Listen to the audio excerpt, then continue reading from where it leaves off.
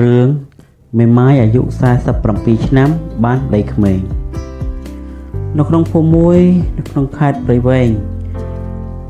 មានស្ត្រីម្នាក់មេម៉ាយយូរឆ្នាំមកហើយលុះក្រោយមកបានជួបនឹងស្នេហាវ័យក្មេងម្នាក់ក៏បានបាក់ចិត្តស្រឡាញ់ប្រុសក្មេង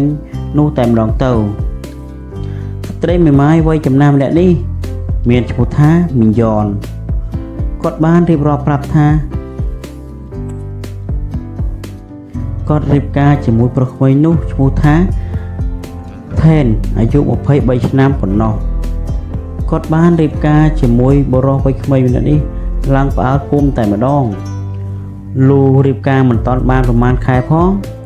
ស្រាប់តែឮដំណឹងប្រុសក្មេងម្នាក់នោះបានរត់ចោល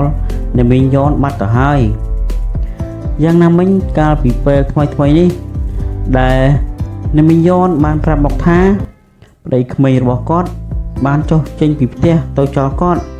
ដោយមិនដឹងមូលហេតុពិតប្រាកដហើយសម្បីតែឆាតនឹងក៏ប្រឡុកគាត់ចោលដែរហើយពេលទៅតាមទូរស័ព្ទដៃនឹង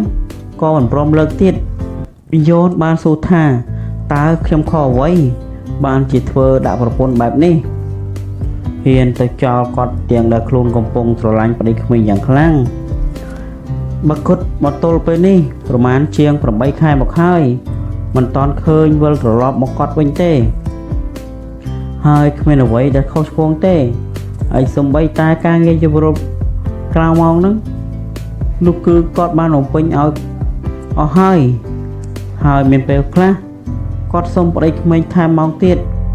ដោយសារតែប្តីក្មេងហ្នឹងឆាប់រហ័សពេកមិនតាន់បានត្រៀមខ្លួនអីផងរួចបាត់ទៅហើយមីងយ៉នគាត់បានថែមបន្តទៀតថាគាត់មេម៉ាយយូរមកហើយចំណែកដីស្រែគាត់ហ្នឹងក៏ស្ងួតរីងហួតហែងគឺគាត់បានឲ្យប្តីក្មេងហ្នឹងឆាប់បូមទឹកដាក់ស្រែគាត់ឲ្យបានច្រើនទៅសុំមួយថ្ងៃបូមតែ3ដងទៅបានហើយដើម្បីកុំឲ្យដីស្រែហ្នឹងវាខូចហើយណាមួយឃើញប្តីក្មេងរូបស្អាតកម្លាំងនៅមានអញ្ចឹងហើយរឿងសោតបន្តិចហើយបើចំពោះកន្លែងបន្ទប់ដីវិញគឺស្អាតបាយទឹកគឺឆ្ងាញ់រាល់ថ្ងៃ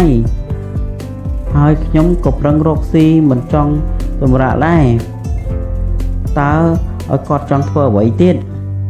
ដើម្បីឲ្យលោកប្តីត្រូវចិត្តទៅគាត់បានទៅជួបប្តីដើម្បីសាកសួរមូលហេតុគឺប្តីក្មេងហ្នឹងបានប្រាប់មកតែពាក្យមួយម៉ាត់យ៉ាងខ្លីថាគឺគាត់មិនសមនឹងគ្នាទេពេលឮបែបនេះហើយគាត់គ្មានពេលអ្វីត្រូវនិយាយទៀតទេត្បិតអីគាត់ធ្លាប់ឆ្លងកាត់រឿងរ៉ាវបែបនេះម្ដងរួចមកហើយអញ្ចឹងហើយគឺគាត់មិនឈឺចិត្តស្អិតទ្រូងក្រៀមក្រំនោះទេតែសូមឲ្យប្តីក្មេងហ្នឹងនៅបានសុខនឹងជួបអ្នកក្រោយហ្នឹងរស់នៅជាមួយគ្នាឲ្យមានសុភមង្គលផងទៅចោះកុំទៅចោលគេដូចចោលខ្ញុំព្រោះមនុស្សល្អដូចមីងយ៉នមិនមានច្រើនទេព្រោះគាត់នឹងខ្លាចគេចិត្តមិនបានដូចគាត់អញ្ចឹងណា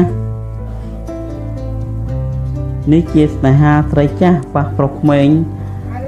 អ្នកទាំងពីររៀបការចាប់ដៃគ្នាធ្វើជាប្តីប្រពន្ធបានតែប្រហែលខែទេក្រោយមកប្តីក្មេងក៏ចោះចោលប្រពន្ធចាស់បាត់ទៅដោយមិនដឹងមូលហេតុហើយប្រពន្ធដែលមានអាយុ47ឆ្នាំជាងទៅហើយនោះបានប្រាប់នឹងរៀបរាប់មកថានឹកអាឡ័យប្តីក្មេងដែលធ្លាប់តែស៊ីចុកបុកទំពាជាមួយគ្នារាល់ថ្ងៃរាល់យប់មិនក៏ទៅចោលគ្នាទាំងស្រស់បែបនេះមិនគូណាអញ្ចឹងទេ